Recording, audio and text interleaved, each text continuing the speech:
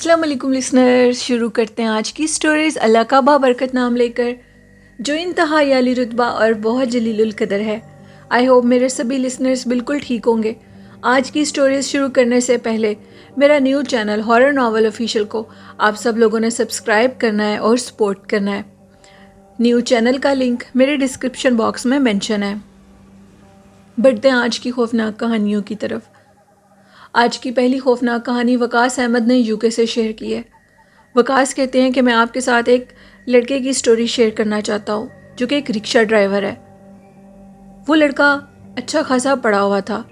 Job نہ ملنے کی وجہ سے اس نے آخر میں ایک رکشہ خریدا اور رکشہ چلانے لگا۔ ایک دن اس کا رکشہ خراب ہو گیا اور وہ رکشے کو ٹھیک کروانے کے لیے ورک شاپ میں گیا۔ جیسے وہ ورک شاپ میں گیا تو رکشے والے نے کہا کہ اس کو ٹھیک کرنے میں 3 سے 4 گھنٹے لگیں گے، اس لیے تمہیں ویٹ کرنا ہوگا۔ رکشے والے نے کہا ٹھیک ہے، تم رکشے کو ٹھیک کرو۔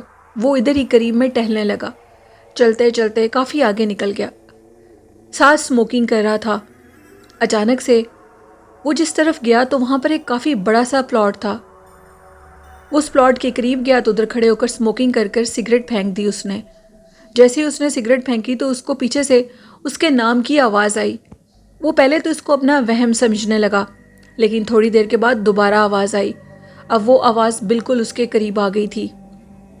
اس کو کافی خوف محسوس ہوا اور وہ وہاں سے بھاگ گیا۔ بھاگتے بھاگتے وہ اسی ورک شاپ پر آیا اور اس ورک شاپ والے سے پوچھنے لگا کہ آخر ادھر کیا چیز ہے، وہ کیا مخلوق ہے جو کہ بالکل میرے قریب آ گئی تھی۔ جس پر اس ورک شاپ والے نے کہا کہ تم نے بہت غلطی کیا اس جگہ پر جانے کی۔ کہا جاتا ہے کہ کئی عرصہ پہلے ادھر ایک جادوگر تھا جو کہ جادو کے ذریعے ادھر آگ لگایا کرتا تھا۔ جس پر اس لڑکے نے کہا کہ تم بالکل ٹھیک کہہ رہے ہو، مجھے ادھر خوفناک خونی آنکھیں نظر آئیں، ایک عجیب سا دھواں نظر آیا جس میں سرخ آنکھیں جل رہی تھیں۔ ورک شاپ والے نے کہا بالکل اسی طرح مختلف لوگوں کو یہ چیز نظر آئی ہے۔ وہاں پر ایک جادوگر ہوتا تھا جو کہ اپنے عملیات کرتا تھا اسی کوڑا کرکٹ کے ڈھیر پر، اسی خالی پلاٹ کے اندر۔ پتہ نہیں اس کو اس کے موکلات نے مار دیا یا جیسے بھی وہ مرا، وہ ادھر ہی مر گیا اور ادھر ہی اس کو دفنا دیا گیا۔ اس کے بعد آج تک ادھر سے خوفناک آوازیں آتی ہیں، لوگ بالکل بھی ادھر نہیں جاتے۔ اب ایسی غلطی مت کرنا۔ رکشے والے نے کہا کہ میں آئندہ ایسی غلطی نہیں کروں گا۔ اس کے بعد 2 دن رکشے والے نے اپنا رکشہ ٹھیک کرواتا رہا۔ وہ اس کو کافی ٹائم لگا، لیکن وہ کہتا ہے کہ میں اس سائٹ پر نہیں گیا دوبارہ۔ یہ ایک سٹوری تھی رکشہ ڈرائیور کی جو کہ وقاص احمد نے شیئر کی۔ بہت شکریہ وقاص۔ بڑھتے ہیں آج کی دوسری خوفناک کہانی کی طرف۔ یہ کہانی وہاب نے شیئر کی ہے پشاور سے۔ وہاب کہتے ہیں کہ اپنے بزرگوں کی زندگی میں، ان کی جوانی میں پیش آنے والا ایک خوفناک واقعہ بتانا چاہتا ہوں۔ میرے دادا ابو جن کی 96 ایئرس ان کی ایج تھی جس میں ان کی ڈیتھ ہوئی، اور یہ ان کی جوانی کا واقعہ ہے۔ وہ کہتے ہیں کہ دادا ابو کہتے تھے ہمارے ہاں ادھر ایک بہت نیک بزرگ ہوا کرتے تھے، بہت اللہ والے، بہت عبادت گزار انسان تھے۔ وہ مسجد میں جب نماز پڑھنے کے لیے جاتے تھے کہ لوگ ان کے ارد گرد بیٹھ جاتے تھے ان سے تعلیمات سیکھنے کے لیے، کیونکہ انہوں نے مسلم اور بخاری کی حدیث بہت زیادہ پڑھی ہوئی تھیں، کتابوں کا مطالعہ کرتے تھے۔ لوگ ان سے اپنے مسئلوں کے حل پوچھتے تھے، ایون کہ جو مسجد کے امام تھے وہ بھی ان کی بہت عزت کرتے تھے۔ وہ بزرگ بتایا کرتے تھے، یعنی ہم نے اپنے دادا ابو کے زبانی یہ واقعہ سنا۔ وہ جب لوگوں کو یہ مختلف احادیث بتاتے تھے اور قرآن پاک کے سے ریلیٹڈ باتیں بتاتے تھے، تو ایک دن وہ بیٹھے ہوئے تھے، ان کے قریب ایک پرندہ آیا، ان کے ساتھ کچھ اور بھی لوگ بیٹھے ہوئے تھے۔ اس پرندے نے باقاعدہ طور پر ان کو سلام کیا۔ وہ چند مخصوص لوگ تھے جو کہ ان بزرگوں کے ساتھ ہوتے تھے۔ جب اس پرندے نے ان کو سلام کیا تو وہ اللہ والے سمجھ گئے کہ یہ کوئی جن ہے۔ انہوں نے کہا بتاؤ کس کام کے سلسلے میں آئے ہو اور کون ہو تم؟ جس پر اس پرندے نے کہا کہ میں ایک جن ہوں اور مسلمانوں سے بہت پیار کرتا ہوں کیونکہ میں خود مسلمان ہوں اور مسلمانوں کی بہت مدد کیا کرتا ہوں۔ آپ کی باتیں روز سنا کرتا ہوں۔ آپ انتہائی اچھے اور نیک انسان ہیں۔ جو لوگ صالح اور نیک ہوتے ہیں ہم جن بھی ان کا احترام کرتے ہیں۔ آپ کی باتیں سنی اور آپ اس قدر مجھے اچھے لگے جس کی وجہ سے میں آپ سے مخاطب ہونے پر مجبور ہو گیا۔ مجھے یہ بھی نہیں پتہ لگا کہ اس ٹائم میں ایک پرندے کے روپ میں تھا انہوں نے کہا تم اپنی اصل حالت میں آؤ، یعنی انسانی حالت میں آؤ اور میرے پاس آ کر بیٹھو۔ وہ ان کے پاس آ کر انسانی حالت میں بیٹھ گیا اور یہ کہنے لگا کہ میں آپ کی بہت سی جگہ پر مدد کر چکا ہوں۔ آپ کو یاد ہوگا کہ جب آپ حج کے موقع پر جا رہے تھے تو آپ کو ایک دقت پیش آئی تھی۔ اللہ والوں نے کہا تم بالکل ٹھیک کہہ رہے ہو، میرے ساتھ یہ واقعہ پیش آیا تھا۔ اب وہ جو باقی لوگ بیٹھے ہوئے تھے ان بزرگوں کے پاس، وہ تھوڑا بہت ڈر گئے اور مسجد سے اٹھ کر چلے گئے۔ اب وہ جن اور وہ اللہ والے کافی دیر بیٹھے رہے۔ انہوں نے بتایا کہ جیسے میں نے اس جن سے مصافحہ کیا، سلام کیا، تو اس کے ہاتھ ایک بلی کی طرح تھے جس پر ان گنت بال تھے۔ جب وہ اٹھ کر مجھ سے اجازت طلب کرنے کے لیے میرے آگے پیار سے جھکا تو میں نے اس کے کندھے پر پیار دیا تو اس کے کندھے پر معلوم ہو رہا تھا کہ جیسے پنکھ ہوں، اڑنے والے پر ہوں۔ وہ جو بزرگ تھے وہ پیچھے ہٹ گئے اور کہنے لگے کہ اے اللہ کی مخلوق، تو یہاں سے چلا جا، دوبارہ اس طرح انسانوں کی بستی میں مت آنا، کیونکہ تم میں اور ہم میں بہت فرق ہے۔ بظاہر دکھنے وہ بالکل انسان تھا۔ اس نے ان اللہ والوں سے کہا کہ اب حج کے موقع پر میں آپ کے ساتھ جاؤں گا۔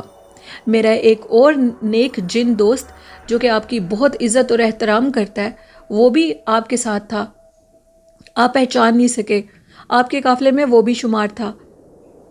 خیر، اس دفعہ وہ اللہ والے جب حج کرنے کے لیے گئے تو ان کے ساتھ ان کے باقی جو ساتھی تھے وہ کسی بھی مسئلے کی شکار ہو گئے اور وہ نہیں جا سکے۔ اب حاجی صاحب نے لازمی حج پر جانا تھا تو ان کے ساتھ وہ جن انسانی روپ میں آ گئے۔ کچھ مخصوص ان کے دوست جانتے تھے کہ یہ جن ہیں۔ حاجی صاحب نے اپنا سفر جنات کے ساتھ شروع کر دیا۔ جنات ان کا بے پناہ ادب کرتے تھے کیونکہ وہ اس ادب کے لائق تھے۔ ان میں تقوی کی انتہا تھی، وہ اللہ کے عاجز بندے تھے۔ جنات نے حاجی صاحب کو آدھے سفر میں اپنے پروں پر بٹھایا اور وہ اڑنے لگ گئے اور اڑ کر اپنی منزل تک پہنچ گئے۔ جب انہوں نے بتایا کہ ہم نے خانہ کعبہ کا طواف کیا، طواف کرنے کے بعد صحیح کرنے کے بعد ہم سب الگ سے ہو کر جب بیٹھ گئے تو ایک جن میرے پاس آیا اور میرے ساتھ زمین پر بیٹھ گیا اور کہنے لگا کہ ہمارے سارے فرائض ادا ہو چکے ہیں، اب ہمارے جانے کا وقت آ چکا ہے۔ بزرگوں، میں آپ سے ایک اجازت طلب کرنا چاہتا ہوں، اور وہ یہ کہ میں ساری زندگی آپ کا خادم بن کر رہنا چاہتا ہوں۔ میرے اندر جو کچھ تبدیلیاں ہیں جن میں نے اپنی شکل انسانوں کی طرح بنا لی، لیکن میرے ہاتھ اور میرے پنکھ نہیں بدل سکتے۔ ہر جنات کی مختلف اقسام ہوتی ہے۔ میرے ہاتھ جس طرح کسی جانور یعنی بلی کے ہاتھ تھے اسی طرح رہیں گے۔ کیا آپ کو اس میں کوئی مسئلہ تو نہیں ہوگا؟ کیونکہ وہ ان کا بہت احترام کرتا تھا۔ ان بزرگوں نے کہا کہ بیٹا، تم میرے بیٹے کی عمر کے ہو، لیکن تم میرے ساتھ نہیں رہ سکتے، میرے ساتھ میرے گھر والے ہوتے ہیں۔ میں نہیں چاہتا کہ تمہیں کوئی دقت پیش آئے، یہ تمہیں لے کر لوگ کسی قسم کی کوئی بات کریں۔ تم مجھ سے تب مل سکتے ہو جب میں کمرے میں اکیلا بیٹھا ہوں گا۔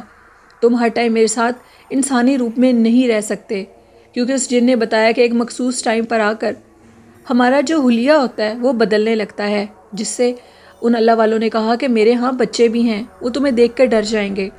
اس جن نے کہا ٹھیک ہے، لیکن جب آپ تنہائی میں ہوں گے تو میں آپ کے قریب آ جاؤں گا، کیونکہ میں آپ کی بے حد عزت اور احترام کرتا ہوں اور آپ کی صحبت میں رہنا چاہتا ہوں۔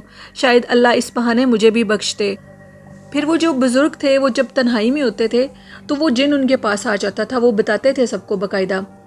وہ جو جن تھا وہ ایک جوان لڑکا تھا اور اس کا سارا دن یہی کام تھا کہ وہ تلاوت قرآن کرتا تھا۔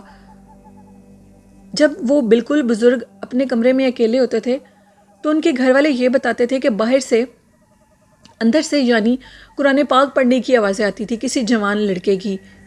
جب دروازہ کھول کے دیکھا جاتا تھا تو اندر کچھ بھی نہیں ہوتا تھا۔ پھر وقت گزرنے کے ساتھ ساتھ ان بزرگ ہستی کا انتقال ہو گیا، وہ اس دنیا سے کوچ کر گئے۔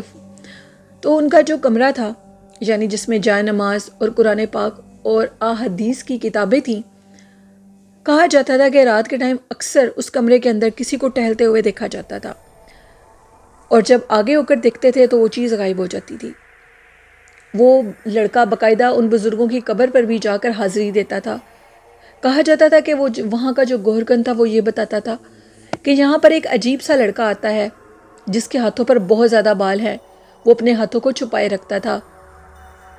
اس کا قد انسانی قدوں سے کافی لمبا تھا، وہ 7 سے 8 فٹ کا تھا، اور دیکھتے دیکھتے وہ غائب ہو جاتا تھا، جس سے گورکن سمجھ چکا تھا کہ یہ بزرگ تو بہت نیک ہیں اور یہ اللہ والے ہیں، تو ان کے پاس جو مخلوق آتی ہے وہ کوئی انسان تو نہیں لگ رہی، جن بھی ان کے تابع تھے، کیونکہ انہوں نے اپنے تقوی سے، اپنی عبادات سے اللہ پاک کے ہاں وہ مقام حاصل کیا تھا کہ جن بھی ان کا احترام کرتے تھے۔ یہ ایک سٹوری تھی میرے ساتھ پشاور سے شیئر کی، بہت شکریہ آپ کا۔ بڑھتے ہیں آج کی لاسٹ سٹوری کی طرف۔ یہ سٹوری شیئر کیا لیا بھکر سے میرے ساتھ محمد اویس نے۔ محمد اویس کہتے ہیں کہ ہم لوگوں کی جو جدی پشتی جو دکانیں ہوتی ہیں مٹی کے گھڑے بنانے کی، وہ دکانیں ہیں ہم لوگوں کی، لیکن میں اس کام میں بالکل نہیں گیا، مجھے پڑھنے کا شوق تھا۔ میرے ابو نے اتنی محنت کی اور مجھے پڑھنے کے لیے باہر کے ملک بھیج دیا۔ ہم لوگوں کی 4 سے 5 دکانیں ہیں جس میں مٹی کے سارے برتن تیار ہوتے ہیں۔ میرے بابا بتاتے تھے کہ ان کے پاس ایک چڑیل، یعنی ان کے جو دکان تھی اس دکان کے اوپر ایک چڑیل کا بسیرا تھا جو کہ مٹی کے گھڑوں کو توڑ دیتی تھی، اس کے ساتھ ایک بچہ بھی ہوتا تھا۔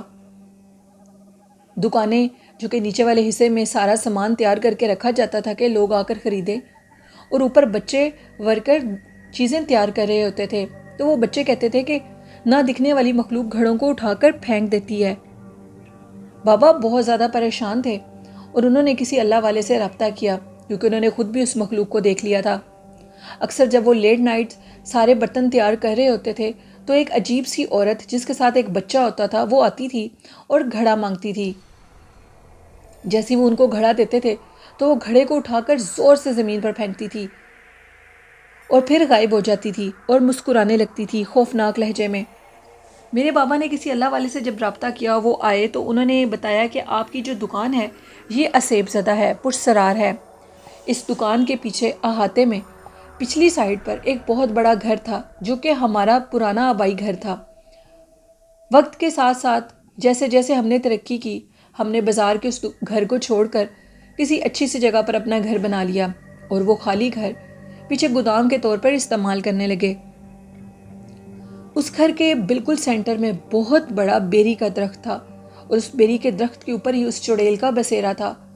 وہ باقاعدہ طور پر تنگ کرتی تھی، جو بھی عامل آتا تھا وہ یہ نہیں کہتا تھا کہ آپ اس جگہ کو خالی کر دو، وہ آپ کو کوئی جانی نقصان دے گی، بلکہ وہ یہ کہتے تھے کہ یہ مخلوق انتہائی شرارتی ہے اور آپ کو جان بوجھ کر نقصان دیتی ہے۔ اس کا بچہ جو کہ مٹی کے برتن تیار ہوتے تھے، ایسے لگتا تھا کہ جیسے اوپر چھت پر جو بچے مٹی کے برتن تیار کر رہے ہوتے تھے، وہ کہتے تھے کہ ایسے لگتا تھا کہ جیسے بچوں کا پورا لشکر آ گیا، اتنے بچے ہیں، لیکن وہ دکھتے نہیں تھے، ان کے شور مچانے کی آوازیں آتی تھی، وہ برتنوں کو توڑ دیتے تھے۔ پھر انہوں نے ایک تعویذ دیا، وہاں پر وہ تعویذ لگایا گیا۔ وہ تعویذ لگانے کے بعد وہ جو مخلوق تھی وہ بالکل بیری کے درخت تک ہی محدود ہو گئی، ادھر ہی رہنے لگی۔ میرے بابا یہ دیکھتے تھے کہ ایک دفعہ سردیوں کا موسم تھا، ساری شاپس بند ہو چکی تھیں، انہوں نے بھی شاپ اپنی بند تو کر دی، لیکن وہ پیچھے کام اتنا زیادہ تھا، کچھ لڑکے اور میرے بابا پیچھے گودام میں ایک روم بنا ہوا تھا جو کہ پورا گھر تھا، 2 کمرے گودام کے لیے مختص کر دیے تھے، تو وہ دوسرے روم میں رہائش بھی رکھی ہوئی تھی، اس روم میں جا کر وہ سونے کے لیے چلے گئے۔ رات کا ٹائم تھا اور یہ فرسٹ ٹائم مٹی کے برتن بننے کے بعد وہ ادھر رہے تھے جب سے ہم نے شاپس کا کام شروع کیا تھا۔ کہتے ہیں کہ اچانک سے ہمیں لگا کہ جیسے باہر تو کوئی طوفان برپا ہو گیا، شور، اتنا شور، بچوں کا اتنا شور۔ میرے بابا نے اسی روم کی ونڈو کھولی تو وہ کیا دیکھتے ہیں کہ باہر ایک 6 سے 7 فٹ لمبی عورت کالے لباس میں، اور اس کے ارد گرد بچے ہی بچے ہیں، اور وہ بچے مٹی کے کھلونوں کے ساتھ کھیل رہے ہیں اور مٹی کے کھلونوں کو اٹھا اٹھا کر زمین پر پھینک رہے ہیں۔ یہ سب کچھ دیکھنے کے بعد میرے بابا بہت پریشان ہوئے۔ انہوں نے پھر یہ فیصلہ کر لیا کہ اب ہم اس گھر کو بالکل بند کر دیتے ہیں۔ پرانا گھر تھا، کافی بڑا صحن تھا جس میں 3 سے 4 کمرے تھے، وہ گودام بھی خالی کر دیا، شاید یہ مخلوق ہماری جان چھوڑ دے، کیونکہ ہماری ادھر آگے فرنٹ پر 3 سے 4 دکانیں تھیں۔ پھر ہم نے اس گھر کو بند کر دیا اور اللہ کا ایسا ہم پر کرم ہوا کہ وہ مخلوق اس گھر تک ہی رہ گئی، اس نے پھر ہمیں تنگ کرنا چھوڑ دیا، کیونکہ شاید وہ ہمیں اسی لیے تنگ کرتی تھی کہ ہم نے اس کی جگہ پر وہ گودام بنا دیا تھا۔ وہ اکثر میرے بابا دیکھتے تھے کہ وہ مخلوق درخت کے قریب بیٹھی ہوتی تھی اور اس کے ساتھ ایک کالا سا بچہ ہوتا تھا، بالکل چھوٹا سا. یہ ایک سٹوری تھی جو میرے ساتھ لیا بھکر سے محمد اویس نے شیئر کی. بہت شکریہ. یہ تھی آج کی خوفناک کہانیاں. کیسی لگیں آپ کو؟ اپنا فیڈ بیک ضرور دیجیے گا. اور والدین جیسی خوبصورت نعمت کی قدر کریں، بڑوں کی عزت کریں اور اپنی زندگی کو نیک کاموں میں گزاریں. کوئی بھی وقت اللہ سے ملاقات کا ہو سکتا ہے. باوضو رہیں، قرآن پاک، نماز و درود شریف کو زندگی کا حصہ بنا لیں تو کامیابیاں بھی ہماری زندگی کا حصہ بن جائیں گی. آئی ہوپ اس پر آپ عمل کرتے ہوں گے. اور اسی کے ساتھ اپنی ہوسٹ نیلم یاسین کو اجازت دیجیے. دعاؤں میں یاد رکھیے گا. اللہ حافظ.